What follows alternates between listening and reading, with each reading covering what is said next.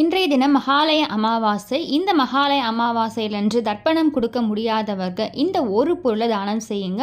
முன்னோருடைய ஆசீர்வாதம் பரிபூர்ணமாக உங்கள் குடும்பத்தில் இருக்கக்கூடிய அனைவருக்குமே கிடைக்க ஆரம்பிக்கும். அவருடைய ஆசீர்வாதம் மட்டும் இல்லை, குடும்பத்திலையும் நல்ல ஒரு செல்வ செழிப்பு உங்களுக்கு உருவாக ஆரம்பிக்கும். ஸோ அந்த பொருள் என்ன, எப்படி தர்ப்பணம் செய்கிறது, எளிமையான முறையில் என்ன செய்யலான்றது இந்த பதிவில் டீட்டெயிலாக பார்க்கலாம். அதுக்கு முன்னாடி இது வரைக்கும் பிரணவ் சமையலை சப்ஸ்கிரைப் பண்ணல ஃபர்ஸ்ட் டைம் பார்க்குறீங்க அப்படின்னா மறக்காம சேனலை சப்ஸ்கிரைப் பண்ணிக்கோங்க. பக்கத்தில் இருக்க பெல் ஐக்கானை கிளிக் பண்ணிக்கோங்க. ஸோ தட் நம்ம போகிற ஆன்மீக தகவல்கள் நீங்கள் மிஸ் பண்ணாமல் பார்க்கலாம், நோட்டிஃபிகேஷன்ஸ் வரும்.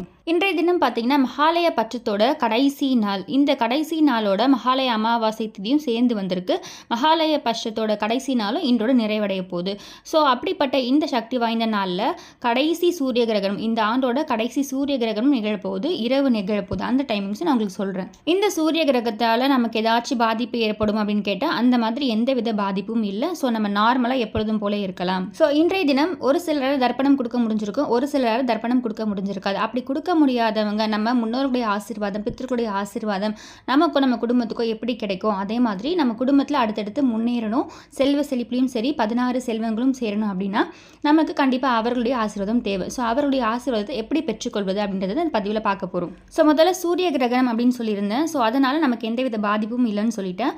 இது குறிப்பாக பார்த்தீங்கன்னா வட அமெரிக்கா, தென் அமெரிக்கா, பசிபிக் பெருங்கடல், அட்லாண்டிக் பெருங்கடல் இது போன்ற பகுதிகளில் தான் சூரிய கிரகணம் தெரிய ஆரம்பிக்கும்.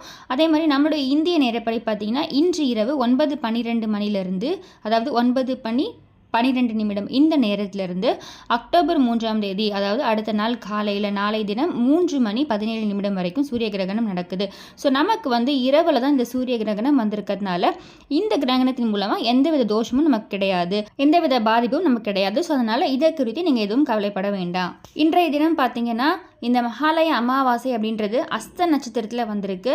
ஸோ இன்றைய தினம் சூரியன், சந்திரன், கேது, புதன் இந்த 4 கிரகங்களுமே கன்னி ராசியில் ஒன்று சேர்ந்திருக்கிறதுனால இன்றைய தினம் கன்னி ராசிக்காரர்கள் உங்கள் வீட்டு பக்கத்தில் இருக்கக்கூடிய விநாயகர் கோவிலுக்கு சென்று விநாயகர் வழிபாடு செய்கிறது உங்களுக்கு இன்னும் சிறப்பான பலனை கொடுக்க ஆரம்பிக்கும். அதே மாதிரி அமாவாசையில் நம்ம தர்ப்பணம் கொடுப்போம். ஸோ இந்த மாதிரி அமாவாசையில் ஒவ்வொரு மாதமும் நம்மளால் வழிபாடு செய்ய முடியல, அதே மாதிரி அவர்களுடைய இறந்த நேரம் திதி தெரியாதவங்க, ஸோ இந்த மாதிரி அனைவருமே இன்றைய தினம் அமாவாசைக்கு தர்ப்பணம் கொடுக்கறது ரொம்ப சிறப்பான பலனை உங்களுக்கு கொடுக்கும்.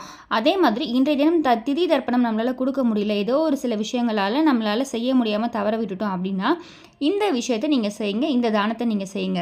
அப்படி செய்கிறதுனாலையும் உங்களுக்கு பித்ருக்களோட ஆசீர்வாதமும் கிடைக்கும், குடும்பத்தில் அனைவருக்குமே கிடைக்க ஆரம்பிக்கும். அவர்களுடைய சாபத்தில் பித்ரு சாபம் சொல்லிட்டு ஒரு சிலருக்கு இருக்கும். ஸோ அந்த மாதிரி பித்ரு சாபத்திலிருந்தும் நீங்கள் உங்கள் குடும்பமும் விடுபட ஆரம்பிக்கும். ஸோ தொடர்ந்து தர்ப்பணம் கொடுத்துட்டு வரவங்களுக்கு எந்தவித கணக்கும் கிடையாது. ஸோ நீங்கள் எதை குறித்தும் பயப்பட வேண்டிய அவசியம் கிடையாது. இப்போ தர்ப்பணமே ஒரு சிலர் கொடுத்துட்டே இருக்க மாட்டாங்க. ஆனால் அவருடைய முன்னோர்கள் பூலோகத்தில் பார்த்துட்டு போவாங்க. இந்த மகாலய பட்சம் இன்றையோடு முடிவடையுது. ஸோ அதே மாதிரி இந்த மகாலய பட்சத்தில் இந்த 16 நாளுமே பார்த்தீங்கன்னா முன்னோர்கள் வீட்டில் பார்த்துட்டு போவாங்க அப்படின்றது ஒரு ஐதீகம். ஸோ அதே மாதிரி இன்றைய தினம் இரவு தூங்குறதுக்கு முன்னாடி நீங்கள் ஒரு சில பொருட்களை எடுத்து வைத்து தூங்குங்க. இந்த 16 நாள் இந்த மகாலய பட்சம் மொத்தமாக நீங்கள் செய்ய முடியலனாலும் இன்றைய தினம் தவறாமல் அதை செய்யுங்க. அதை அடுத்தடுத்த பதிவுகளில் உங்களுக்கு சொல்கிறேன் என்ன பொருள் எடுத்து வைக்கணும் அப்படின்றது சமையல் அறையில். இப்போ தொடர்ந்து தர்ப்பணம் கொடுக்க முடியலை, இந்த மாதிரி ஒரு சிலர் இருக்கீங்க அப்படின்னா நீங்கள் இன்றைய தினமும் தர்ப்பணம் கொடுக்க முடியல அப்படின்ற பட்சத்தில் இப்போ நான் சொல்லக்கூடிய பொருட்களை நீங்கள் வாங்கி நீங்கள் தானமாக கொடுக்கலாம். ஒரு தாம்பூலத்தட்டு எடுத்துக்கோங்க. அந்த தாம்பூலத்தட்டில் 1 கிலோ பச்சரிசி, 1 கிலோ வெல்லம், ஒரு 1/2 கிலோ அளவுக்கு பாசிப்பருப்பு, அதே மாதிரி உங்களால் முடிஞ்ச ஏதாச்சும் வஸ்திரம், வேட்டி, அங்கவஸ்திரம் இந்த மாதிரி வாங்கி அதில் வச்சுட்டு வெத்தலைப்பாக்கு வச்சுக்கோங்க. அந்த வெத்தலைப்பாக்கில் உங்களால் முடிஞ்ச தட்சணையை கொஞ்சமாக வச்சுக்கோங்க. இவ்வளோ அமௌண்ட் அப்படின்ற ஒரு அமௌண்ட் எதுவும் கிடையாது. உங்களால் முடிஞ்ச ஒரு தட்சணையை வச்சுட்டு இந்த தாம்பூலத்தட்டை நீங்கள் பிராமணருக்கு தானம் செய்யுங்க. இப்படி செய்யும் பட்சத்தில் கண்டிப்பாக முன்னோருடைய ஆசீர்வாதம் நிறைவாக உங்களுக்கு கிடைக்க ஆரம்பிக்கும். இப்போ இதில் சொல்லியிருக்கக்கூடிய பொருட்களோட அளவு தோராயமாக தான் நான் சொல்லியிருக்கேன். இதில் கம்மியாகவும் நீங்கள் கொடுக்கலாம். உங்களால் எது முடியுமோ ஒரு 1/4 கிலோ அளவுக்கு நீங்கள் வாங்கி கொடுத்தாலும் போதுமானது. ஸோ உங்களால் முடிஞ்ச பட்சத்தில் ஒரு 1/4 கிலோவோ இல்லை அதை விட கம்மியாக 100 கிராம் உங்களால் எது முடியுமோ அதை வாங்கி இன்றைய தினம் பிராமணருக்கு நான் சொன்ன மாதிரி தானமாக கொடுத்துடுங்க. அப்படி கொடுக்கும் பொழுது நீங்கள் திதி தர்ப்பணம் இந்த ஒரு வருடம் முழுவதும் கொடுக்கவே இல்லை, இதற்கு முன்னாடியும் எங்களுக்கு அந்த மாதிரி பழக்கமே இல்லை, நான் எங்கள் வீட்டில் பழக்க விட்டதில்லை, அந்த மாதிரி நான் செஞ்சதில்லை அப்படின்றவங்க எல்லாமே இந்த மாதிரி நீங்கள் தானம் செய்யும் பொழுது கண்டிப்பாக அவருடைய பித்ருக்களுடைய சாபம் உங்களுக்கு நீங்க ஆரம்பிக்கும், அவருடைய ஆசீர்வாதம் உங்களுக்கு பரிபூர்ணமாக கிடைக்க ஆரம்பிக்கும். அதே மாதிரி இன்றைய தினம் நீங்கள் உங்களால் முடிஞ்ச தானத்தை, பசியோடு இருக்கவங்களுக்கு பார்த்தீங்களா, அந்த பசியோடு இருப்பவங்களுக்கு உங்களால் முடிஞ்ச தானத்தை செய்யுங்க.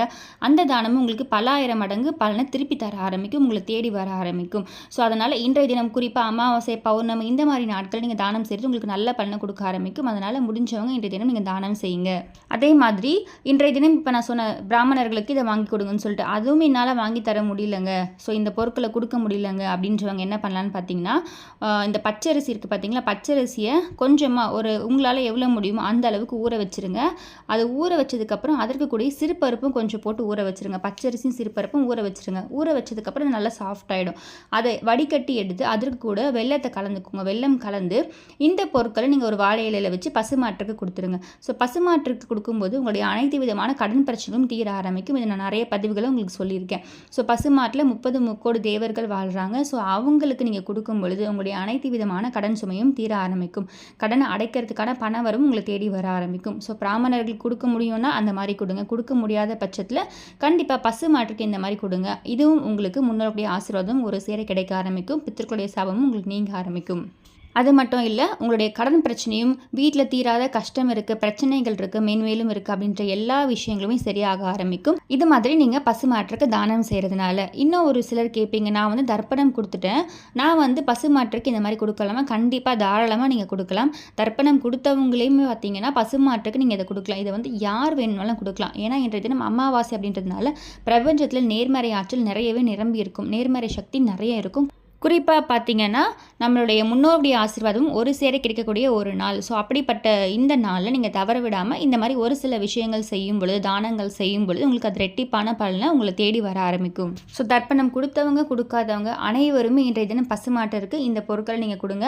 முடிஞ்சால் 2 வாழைப்பழம் கூட சேர்த்து வாங்கி கொடுங்க. ஸோ உங்களால் என்ன முடியுமோ அதை இன்றைய தினம் கண்டிப்பாக அடுத்தவர்களுக்கு தானமாக செய்யுங்க. குறிப்பாக பார்த்தீங்கன்னா இரவு தூங்குறதுக்கு முன்னாடி என்ன செய்யணும், நம்ம சமையலறையில் ஒரு சில பொருட்கள் எடுத்து வைக்கணும்னு சொல்லியிருக்கேன். அடுத்தடுத்த பதிவுகள் நம்ம என்ன தானம் இரவு தூங்குறதுக்கு முன்னாடி செய்யலாம் எளிமையாக அப்படின்றத பற்றிலாம் பார்க்கலாம். ஸோ இதோட வீடியோஸ் எல்லாமே அடுத்தடுத்து உங்களுக்கு தொடர்ந்து வரும். ஸோ இந்த மாதிரி பல ஆன்மீக தகவல்களை உங்களுக்கு தெரிஞ்சுக்கணும் அப்படின்ற பட்சத்தில் கண்டிப்பாக பிரணவ சமையலை சப்ஸ்கிரைப் பண்ணிக்கோங்க. பக்கத்தில் இருக்க பெல் ஐக்கனை கிளிக் பண்ணிக்கோங்க. ஸோ அது நம்ம போகிற ஆன்மீக தகவல்கள் நீங்கள் மிஸ் பண்ணாமல் பார்க்கலாம், நோட்டிஃபிகேஷன்ஸ் வரும். ஸோ இன்றைய தினம் மகாலய அமாவாசையில் வீட்டில் ஆல்ரெடி நான் சொல்லியிருப்பேன், கல்லுப்பு, 27 மிளகு, பச்சை கற்பூரம். இந்த மிளகுக்கு அவ்வளோ ஒரு சக்தி இருக்குது, கடனை அடைக்கிறதுக்கான ஒரு சக்தி இருக்குது. இந்த 3 பொருட்களையும் ஒன்றாக சேர்த்து இன்றைய தினம் கண்டிப்பாக நீங்கள் வீட்டோட ஹாலில் வைங்க. உங்களுடைய கடன் தீர ஆரம்பிக்கும், அதற்கான பண வரும் உங்களுக்கு தேடி வர ஆரம்பிக்கும். ஸோ இதை நான் ஆல்ரெடி வீடியோவில் அப்லோட் பண்ணியிருக்கேன், உங்களுக்கு செக் பண்ணி பாருங்கள். வீடியோட எண்ட்லையும் உங்களுக்கு கொடுக்குறேன், டைம் இருக்குன்னா செக் பண்ணி பாருங்கள். இன்றைய தினம் மறக்காமல் அந்த 3 பொருட்களையும் சேர்த்து நீங்கள் வீட்டில் வைத்து பாருங்கள். கண்டிப்பாக உங்கள் வாழ்க்கையில் இருக்கக்கூடிய அனைத்து விதமான கடன் பிரச்சனையும் தீர ஆரம்பிக்கும். ஸோ கிட்டத்தட்ட இதை ஒரு 10 மாதம் முன்னாடியே நான் போட்டிருப்பேன்.